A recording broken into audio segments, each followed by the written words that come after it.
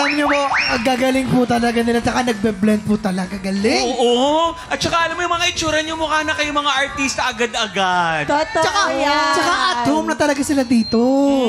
Yung ating mga finalists. Maraming po salamat sa ating mga inang pala, Jessica, Hannah, and Sir Renz. At syempre, napalan ngayong naghanda para sa Grand Finals, sina Ace, Yula, and Neil. Meron po ba kayong advice para sa kanilang tatlo? Advice ko? Wag mahigpit ang suot. Oo. Para kanino ba yung huwag mahigpit yung suot? Para sa kanilang lahat, para kung sakali, tamang-tama lang ang performance at hindi hinihimatay. Ako naman, maingat sa pagpili ng mga song choice niyo kasi importante talaga yun. Oo. Tsaka alagaan ng kalusugan. Yun talaga. Magpahinga. Huwag masyadong magpuyat palagi.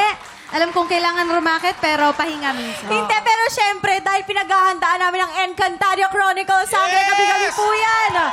Pagkatapos po ng 24 oras. Pero Ace, Yula, and Neil, para ma-excite yung mga tiktropa natin, bigyan nyo naman kami ng teaser kung anong klaseng performance ang inihanda ninyo para sa Grand Finals. Ako po siguro, umiisip po ako ng yung hindi po ako, yung mga hindi ko ipinakita last time, iisip po ako na lalabas ako sa comfort zone ko. Ayun, out of the box. Yan. Yes, and dahil dyan, same po yung sagot ko. Something they've never seen before. Yun. Ibang kulay naman daw ng corset. Pink pa din. Ako po, explore ko po yung musicality ko in terms of my versatility sa mga choices ng song na hindi ko pa natatry. Maraming salamat. Ace, Yula, and Neil, thank you so much at good luck sa inyo. May the best person win. Mamaya, magtatrabaho pa ang ating mga inampalan, kaya pagpapahingayin muna natin sila.